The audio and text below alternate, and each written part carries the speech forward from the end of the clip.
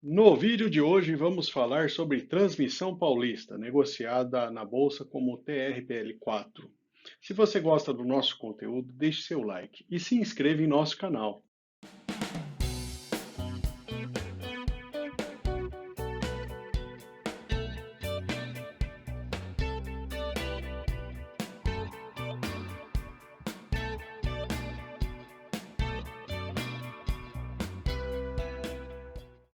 Antes de falar dos resultados do terceiro trimestre, vamos ter uma visão geral da estrutura da empresa. Em azul temos os estados onde temos alguma estrutura da Transmissão Paulista. Como vamos falar mais à frente, a empresa possui diversas linhas em construção, ampliando bastante o atendimento da empresa. Atualmente, a empresa transmite praticamente um terço de toda a energia do país.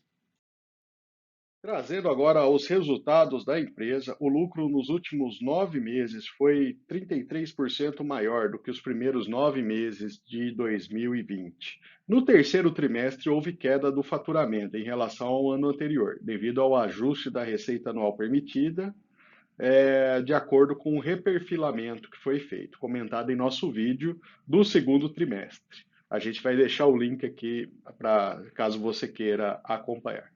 O EBITDA cresceu 12% em 9 meses, comparado a um ano atrás.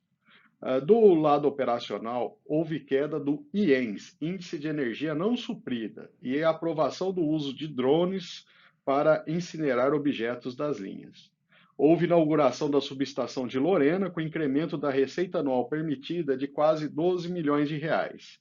Em termos de dividendo, a empresa pagou R$ 4,25 por ação.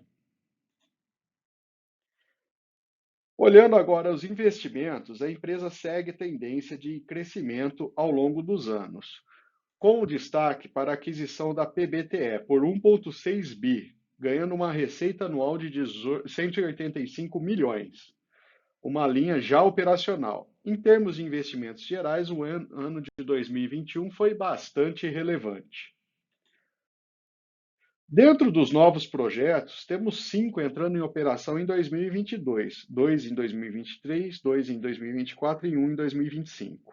Em relação ao trimestre anterior, destacamos a conclusão do projeto de Itapura Lorena e o início da licença de instalação para Riacho Grande.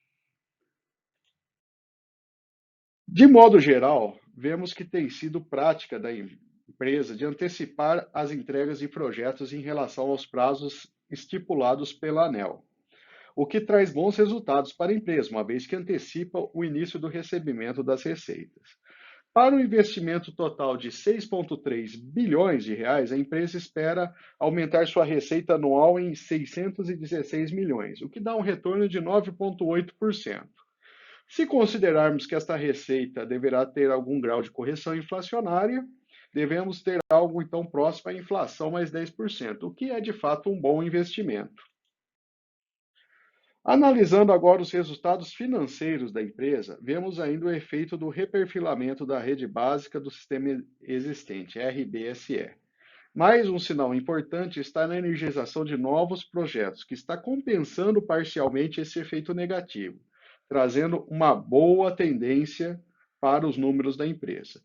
A empresa segue com uma posição de caixa de 1,7 bi, bastante importante para fazer frente às suas operações e aos projetos em andamento. Em termos de retorno ao acionista, a empresa segue o perfil de várias empresas da área de energia elétrica e tem sido uma boa pagadora de dividendos. Veremos mais adiante que o dividend yield este ano está ficando bastante elevado.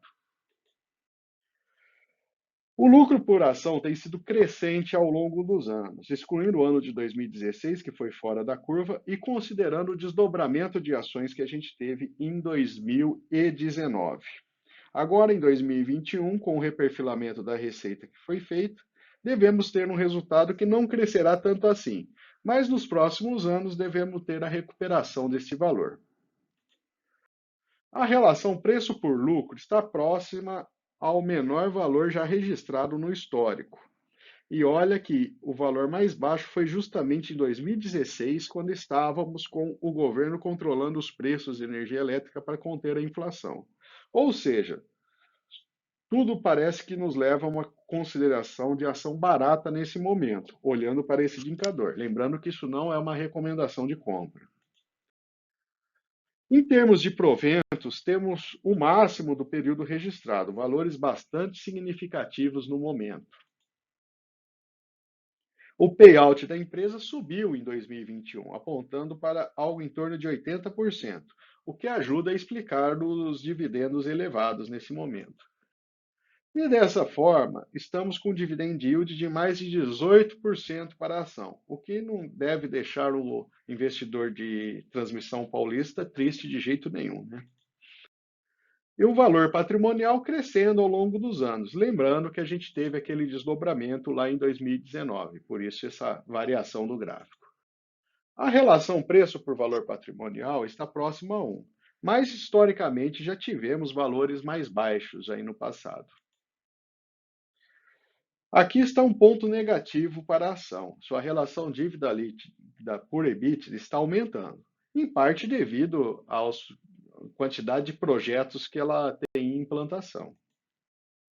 A dívida bruta da empresa aumentou 42% no ano, mas em relação ao segundo trimestre tivemos uma pequena redução desse valor. Essa redução se deu especialmente na dívida de curto prazo, o que está correto acontecer. A dívida líquida, no entanto, teve um aumento na ordem de 200 milhões em relação ao trimestre anterior, e mais do que dobrando em relação ao início do ano. Em termos de cronograma da dívida, temos somente um resquício de dívida em 2021 a ser paga e um valor de 790 milhões de reais em 2022. Depois, somente em 2024 volta a ter valores mais altos aí de dívida. Vale lembrar que em 2024 já teremos o retorno da receita da empresa com o reperfilamento que foi feito. Portanto, devemos acompanhar como irão fechar essas contas.